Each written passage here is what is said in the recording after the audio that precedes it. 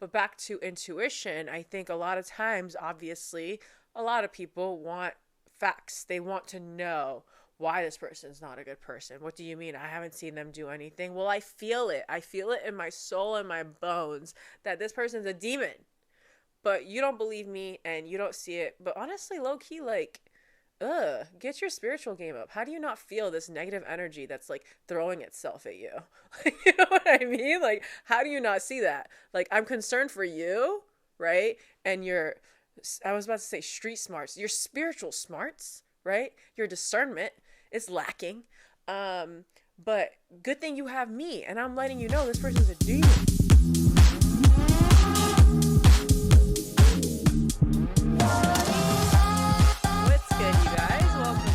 Yap Therapy. How you doing? If you're wondering how I'm doing great. Mentally, spiritually, I'm doing great. Emotionally, I'm doing great. Physically, I'm not doing so great. And I'm not sick for once. I pulled a muscle. I'm pretty sure I pulled a back muscle, and I've like pulled muscles before, like usually like after a week, like it gets better. No, like this is like actually, I think I really like strained like my middle back muscle. I think the issue is that I strained it, and then I didn't lift weights for a week, but I still went to the gym. But that Friday I lifted weights, and I think when I lifted weights, it fucked it up times 10, because 2 days after, the shit was aching. Like it just hurts, like it just feels, it just throbs. And then if I like move my neck forward, it starts like spasming, and it's not fun. I hate it. Back problems are the worst because you genuinely can't get comfortable sleeping, and if your sleep is messed with, no matter what kind of pain you're in or what kind of sickness you're dealing with, when it messes with your sleep, it just makes everything 10 times worse. So that's the bullshit I've been dealing with. And because I can't go to the gym, I feel like my anxiety has been worse, because I feel like working out helps me with my anxiety, helps me get out of my own head. And I haven't been able to do that. So like I'm a little anxious, but it's fine because I get to unwind and kick it with y'all, which is what I love to do. So I hope you're having a wonderful Libra season. Honestly, I just love October. I genuinely do. Of course, Scorpio season starts in October, but your girl, I love me some Libra season, and I have Libra energy in my chart, and I genuinely feel like the vibes are always so good during Libra season. And I just think the Libra slander, which I have been an active participant in, and how could I not be? I mean, I've slandered every sign. It's an equal opportunity Zodiac slandering environment over here. But when it comes to Libras, I think they're one of the signs that gets the most heat online. And I just think it's really easy to just pick on Libras, right? Like a lot of people do it. But I don't think they get enough credit for the vibes that they bring to this planet, the vibes that their season brings. Like it's just so chill and fun and joyous, and you just like to be around people. Even if you don't like to be around people, the vibes are nice because it's Venus ruled and it's an air sign. So you just can't help but like be whimsical and be excited. And honestly, if you're not into spooky season, I don't know what's wrong with you, but you should definitely get that checked. The spooky season vibes with Libra energy and Scorpio season approaching, it's like chef's kiss. The energy is just so beautiful to me, and I love it. I mean, everyone, I feel like, likes their birthday month, right? As your birthday's approaching, I know there are some people that don't like their birthday, and I have a problem with that. You should deal with that because you deserve to be celebrated. And if you don't like celebrating your birthday, I know it's a thing where people get sad, when it's their birthday. And I've had that happen before, but it's not a regular occurrence for me. I genuinely enjoy celebrating myself and my birthday, and you should too, because you are living on this planet, and every year that you get to live another year, that's a cause for celebration, right? Like I think it's a beautiful, beautiful thing to be able to have more time on this planet, to be around the people you love, to continue to have goals and aspirations and reach them, to continue to travel, or you know what I mean, continue to build upon yourself and your identity. To have the opportunity to do that for another year, I think is so beautiful, genuinely, because it's all just part of the process. The journey is beautiful. And I know we all have this expectation of what our life is supposed to look like when we reach all of these goals, when we get everything we want. But don't forget to be happy leading up to that, because that's where a lot of depression and, anxiety comes from, and people who make it and then suddenly they don't know what to do with it, right? Because they thought that once they have it, everything's fine and everything's perfect. And when it's not, they start freaking out because they built it up so much in their head, right? So I just think even if you don't have everything you want yet, you still deserve to celebrate your life, right? I think it's so important to value yourself in that way, right? So don't be one of those people that's like, I hate birthdays. No, love your birthday. Truly, love your birthday, celebrate yourself. Even if you are in a place where you don't have friends right now, or you know what I mean? You don't have people to celebrate with you. You deserve to take yourself out or order some food and do what you like to do, right? Like, make it a day for yourself. Celebrate yourself. Like, truly, no one's going to take care of you like you, and nobody knows what you like more than you, right? So set it up. Do what you need to do to make yourself have the best birthday ever, because you deserve it. Genuinely. But yeah, all that to say, I just love October because my birthday's coming up, and I just love Halloween and spooky season and Libra energy. And after that shit show of a month, which was September 2025 with the eclipses and just all of it, and as we learned in the last podcast episode, it totally just blew my mind that I completely forgot that Pluto was retrograding and it was getting closer, once again getting closer to the degrees of my Scorpio sun, like squaring it, right? Because it's an Aquarius. So it was just a rough time, and I'm just so happy that we are out of eclipse season, that Pluto has gone direct, like as of 2 days ago. So I'm just excited. And Venus is in Libra, so Venus is in its home sign. The vibes are just so good. Like, you just want to shop, you want to be around people you love. Truly, it doesn't get better than this. So enjoy it, enjoy it, enjoy it. Okay, did you guys hear that there's gonna be, or there is, I don't know if it already came out, the AirPods, the new AirPods, they translate, right? They translate all the languages. Is that a thing? Is that actually a thing, or did I just read that and it's fake? Okay, so basically Apple introduced a live translation feature with AirPods, and you can have this in-person conversation translated through your AirPods, and the other person is speaking in their natal tongue that you don't understand, and the AirPods via your iPhone translate whatever it is that they're saying to your preferred language. And that is truly a game changer. I think that is insane.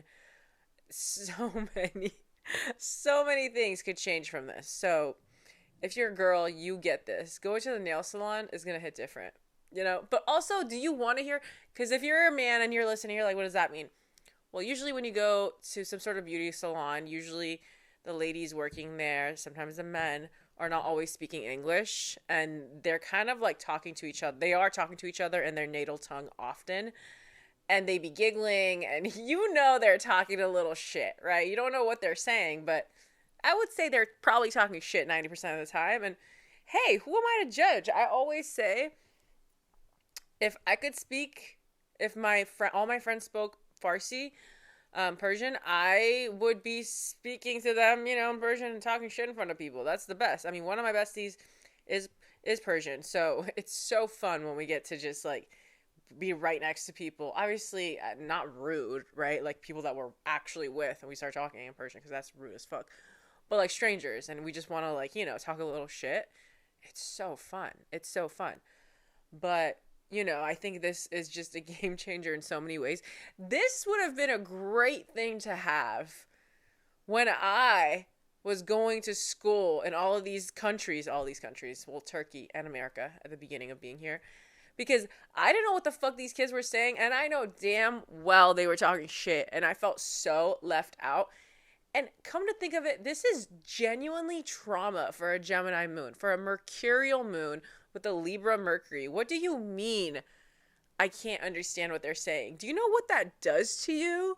Do you know what that does to you as a young mercurial, as a young person who has a Libra Mercury, who wants to connect with people, using words, right? It's truly so hard, and a lot of trauma started there because I just wanted to understand and be understood, right? And these were very, these were important years, right, in my life. Like, I think from ages to 7 to 10, right? 7 to 10. Yeah, those are like important years, I would say.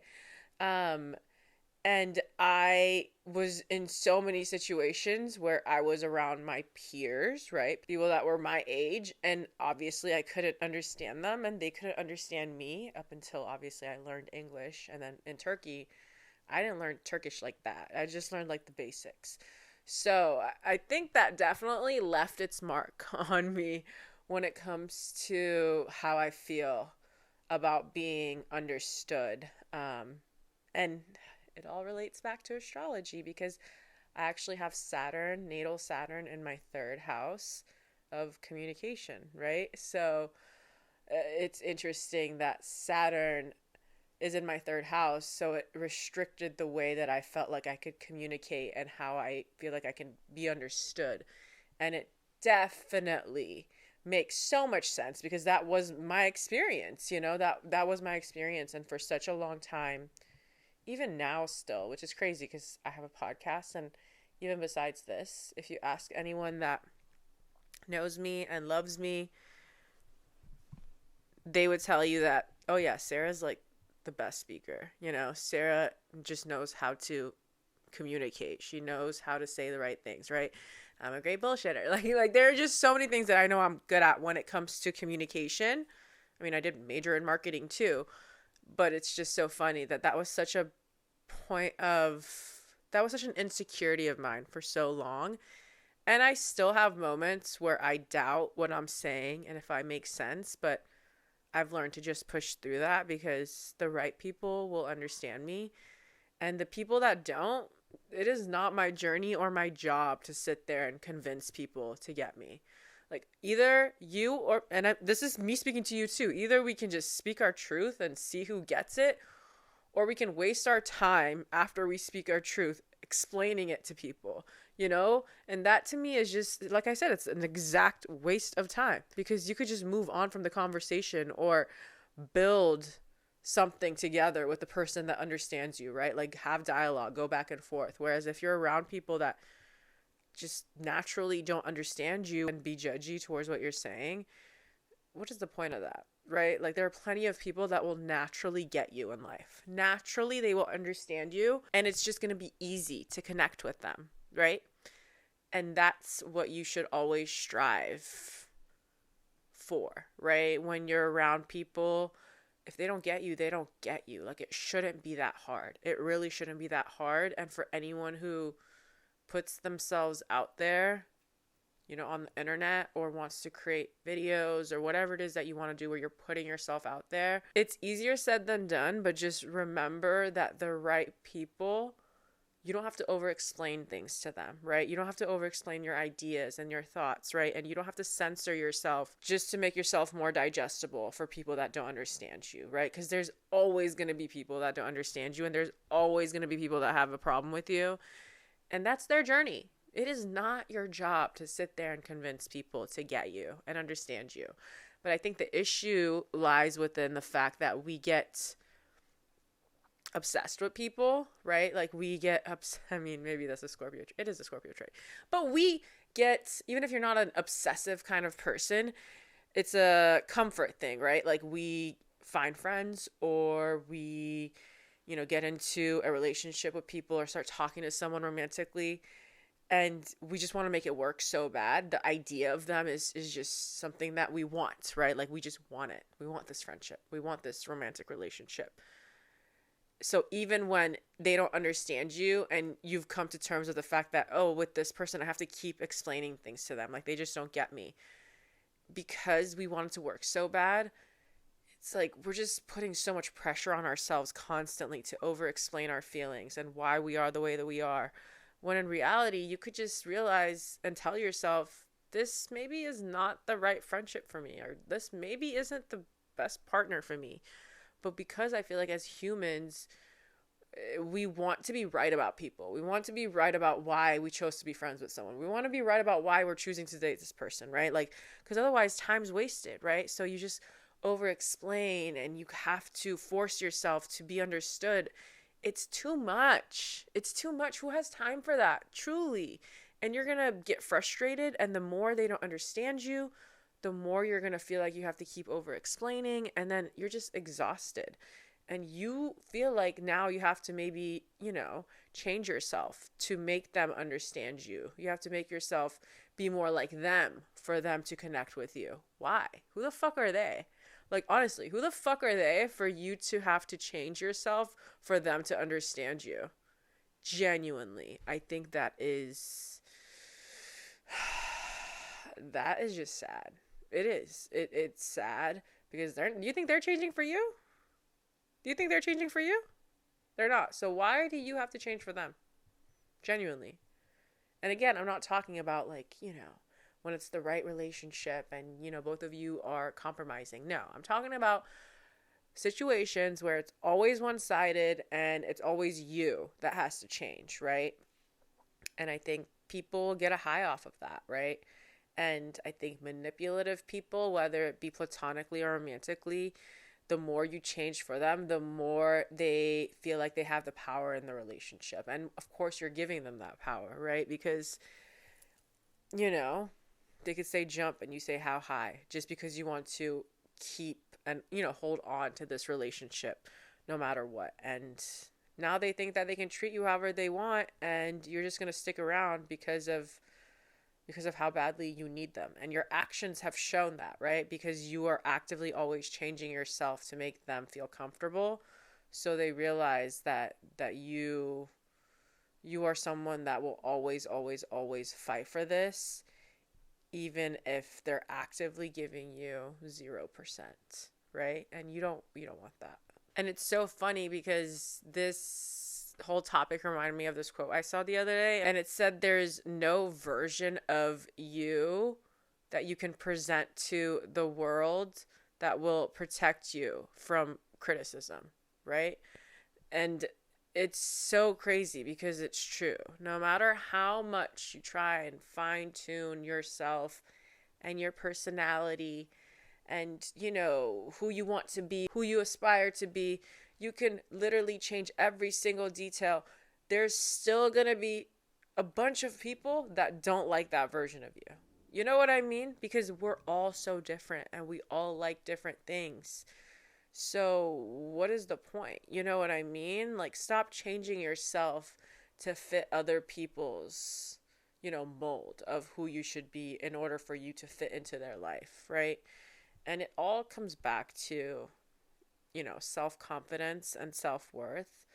I think when you are getting that from other people externally, right?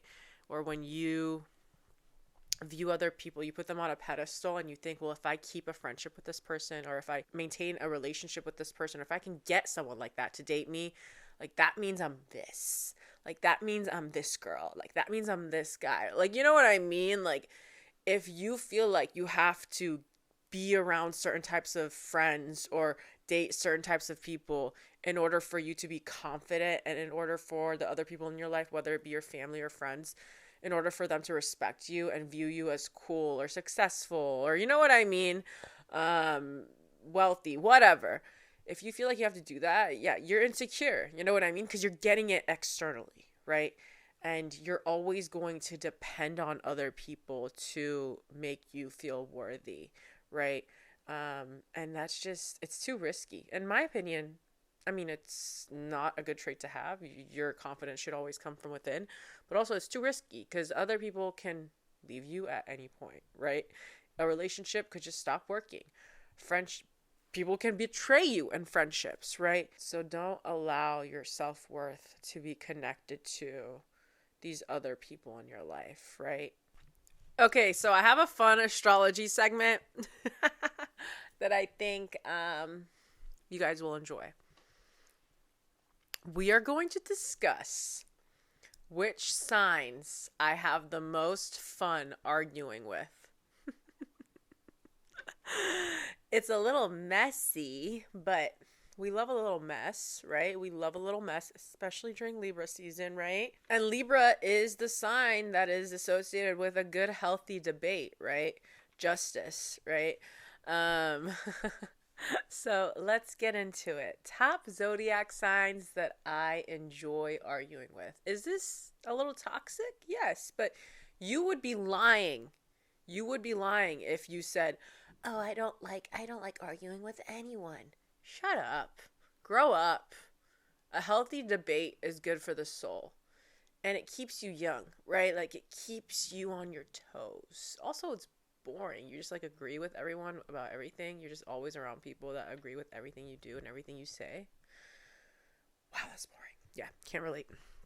Okay, first up, Aries.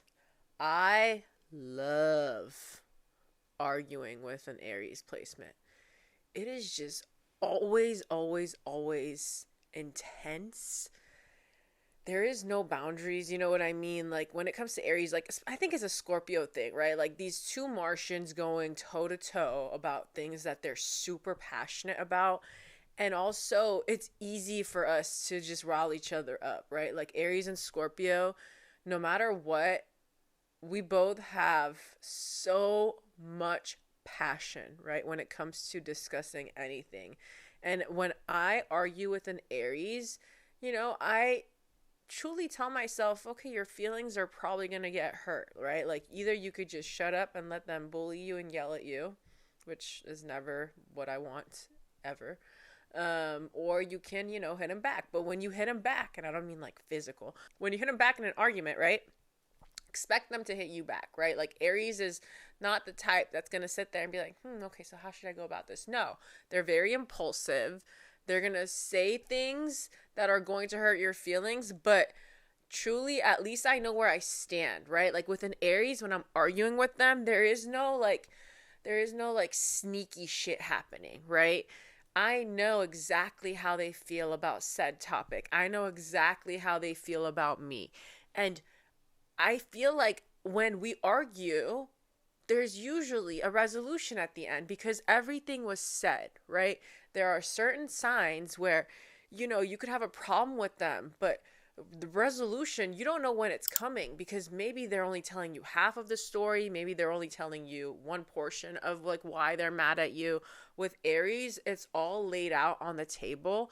And I genuinely really, really respect that. I respect people who say it like it is and who speak their truth without, I don't know, watering it down, Okay, the next sign that I enjoy arguing with is Sagittarius. I love arguing with Sages. Again, shock factor. That is the thing with Sagittarius, is that when you are arguing with them, there is a shock factor there. They're going to say the most outlandish shit.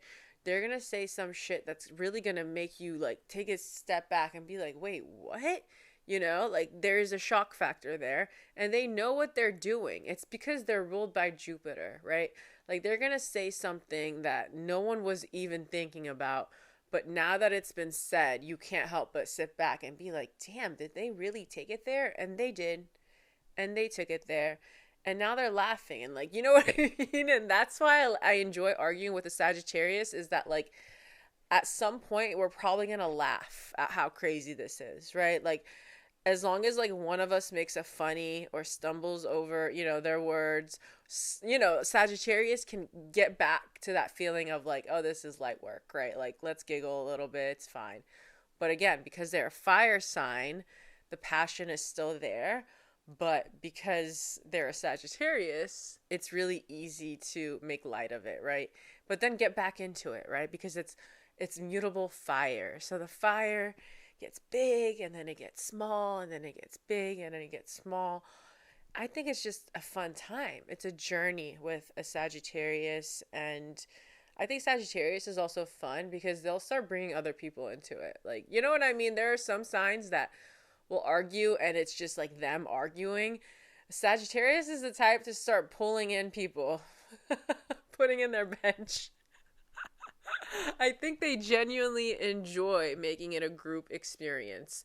If you're a Sagittarius, let me know. I feel like you guys really, really, someone can be with you and not be involved, but like Sagittarius will involve them, just to add fuel to the fire. And to me, that's entertainment. Okay, the next sign that I enjoy arguing with is Aquarius. Aquarius. I think some people might find this one surprising because yes, Aquariuses are, they can be like know-it-alls, right? And sometimes it's hard to get a reaction out of them, right? Because they can be very nonchalant because it's taking them a while to process what they want to say and how they want this to go. But I think as a Gemini moon, I think it works. Like when it comes to me arguing with Aquarius placements, I feel like I know exactly what to say to get them to react. And with Aquarius, it's a matter of saying the right thing, and now they're on that level where they want to argue with you. Because ultimately, they are still an air sign, right? So they do like to keep it light, but Aquarius can be very, very passionate about certain topics, right? And if you so happen to, you know, have a disagreement when it comes to those topics, Aquarius is also very, very funny because you don't know what's going to come out of their mouth. You know, it's very similar to Sagittarius in that way. And with Aquarius, you just don't know how far they're going to take it. Even if they're wrong, they're never going to admit it. And because they're ruled by Uranus, they're going to keep dropping shocking facts. The shock factor is very much living when it comes to arguing with an Aquarius. And I will also say, I feel like with Aquariuses, and some of you Aquariuses will agree, and some of you guys are going to be like, how dare you? I think Aquarius, one of their love languages is arguing. Genuinely. Aquarius loves to rage bait, in my opinion. They love to rage bait because for Aquarius, it's a matter of, you know, I can learn a lot about a person, you know, when it comes to how we argue together, right?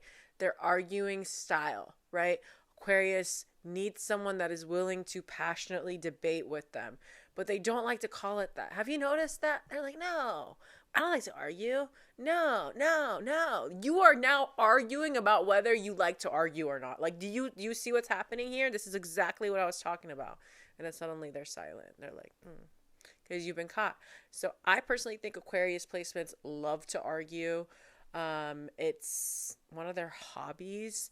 Because I think earlier I said it depends on, you know, certain topics, but sometimes I feel like it's a matter of if they're in the mood or not, because it could literally be something that they actually know nothing about, but suddenly they're very passionate about standing on one side of this argument, and, you know, they're not going to let it go, and they're going to argue, and they're going to argue, and it's almost like they're an expert in this topic.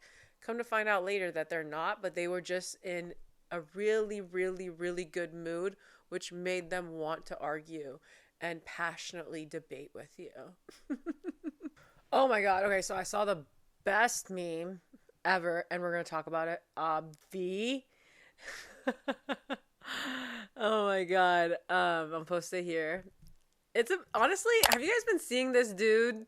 His meme has been doing rounds on TikTok, and it's from one of the characters from Dexter, actually. His name is, I think it's James Dokes. Am I pronouncing that right?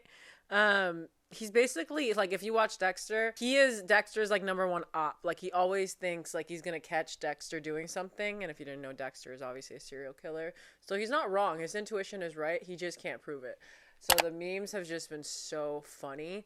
But once again, it's a picture of him. The meme is him, and it's a picture of this dude, you know, at a bar staring intensely at someone, right? And it says how Scorpios feel to hate that dude that everyone fucks with. And when I saw this, I felt seen, heard, I felt seen. And it's because you don't know how many times as a Scorpio I've met people and I've been like, yeah, no. No.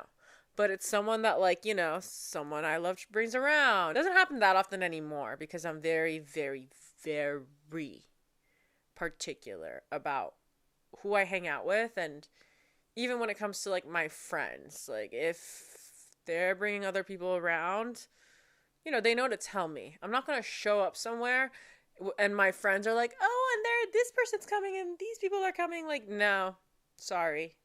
No, honestly, like, it's not the fact that I'm snooty or I think I'm better than anyone. Absolutely not. I just am very protective of my energy and who I want to be around and who I choose to be around. I don't know these people's energies. When you're around people, their energy can latch onto you. I'm very protective of who has access to me, right? But anyway, obviously, there have been so many instances, and I know you water signs get it. You water signs get it. Us water signs have the best intuition when it comes to who we like and who we dislike and why we just have a feeling about someone, but other people are not seeing it, right? Like, that is just something that us water signs have constantly dealt with and will continue to deal with because of our intuitive powers. We always feel people and their energies before their actions show who they are. And I know you guys have also experienced, like me as a Scorpio, telling people when I was younger, this person's not a good person. They're like, well, they're great to me. First of all, number one issue is when you have a friend and, you tell them that someone did you dirty and they're like, well, they didn't do it to me. Oh, okay, so you're my number one op now too. You know what I mean? Like, really think about that. If you're, friends with someone and they don't consider you when they're around people that have hurt you, like, you're basically the same as them. You're basically telling them that you have no respect for me, right? So I don't like that. But back to intuition, I think a lot of times, obviously, a lot of people want facts. They want to know why this person's not a good person. What do you mean? I haven't seen them do anything. Well, I feel it. I feel it in my soul and my bones that this person's a demon. But you don't believe me and you don't see it. But honestly, low-key, like, get your spiritual game up. How do you not feel this negative energy that's like throwing itself at you? You know what I mean? Like, how do you not see that? Like, I'm concerned for you, right? And I was about to say street smarts, your spiritual smarts, right? Your discernment is lacking. But good thing you have me and I'm letting you know this person's a demon, but you don't want to listen to me. So honestly, like, low-key, fuck you, right? I tried to save you. But some people just need to learn, some people just need to see it in their own way. But that is the power and the beauty of discernment and of intuition, is that you don't have to go to that final level where you're betrayed by somebody, because your intuition protected you and let you know, hey, even though it hasn't happened yet, this is the kind of person, this is the kind of individual that will betray you, that will hurt you, that will be sus. You know what I mean? So that is the power of listening to your gut. And there are, I think, obviously, instances in life where you want to make the mistake, right? You want to learn on your own. You want to experience it. But I think as you grow older and you have more experiences, you realize, maybe I don't want to make that mistake. Maybe I'm just going to, keep it cute, and I'm going to listen to my gut feeling and not proceed when it comes to furthering this bond or relationship or friendship, right? Because something feels off. And, I think sometimes those people are gonna be like, well, what happened? Or like, why can't we hang out? Or blah, blah, blah, blah, blah. And it's a matter of being comfortable communicating. You know what I mean? It's as easy as saying, I just don't feel like our energies are aligned, right? That may sound a little woo-woo, but who gives a fuck? Like, actually, like, I feel like we don't vibe, I wish you nothing but the best, but I just don't feel like we vibe like that, right? And what can someone say, right?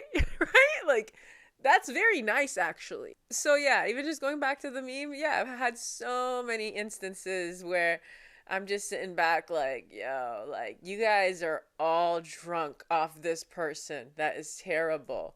And you're just seeing the facade that they're putting on, and they're so kind and nice and charming. No, I see through your shit.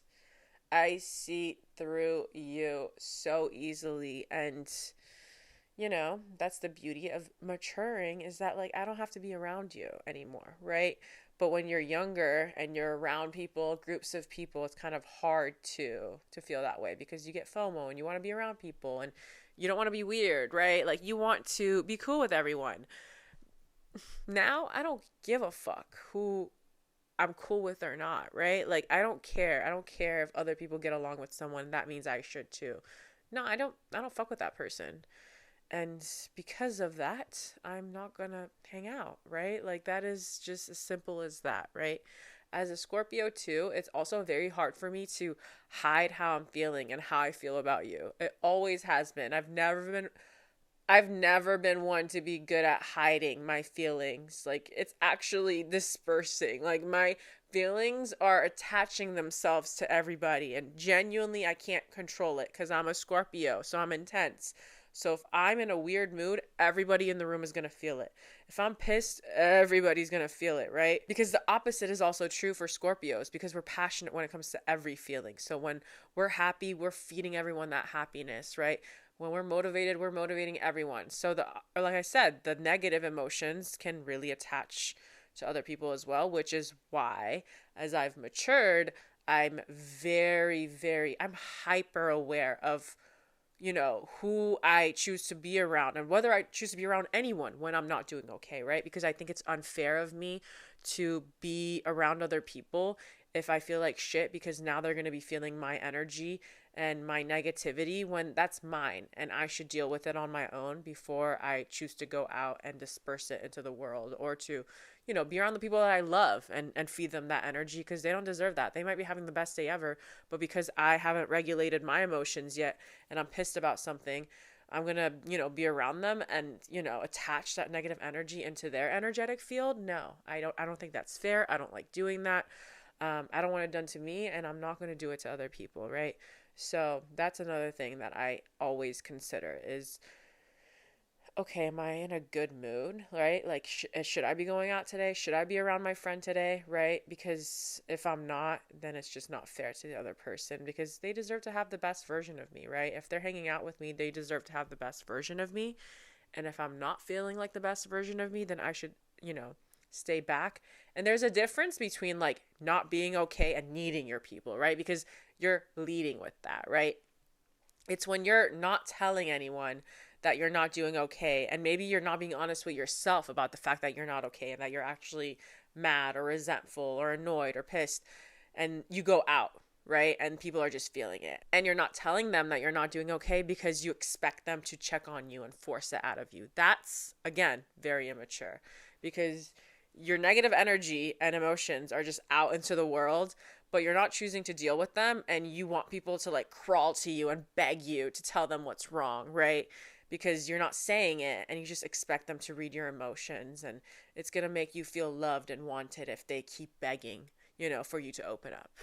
Again, I have been there as a Scorpio where I just didn't want to open up and I just had so much rage. And if you didn't ask me what's wrong, then you don't care about me and fuck you, right? Like when I was younger, that was a thing.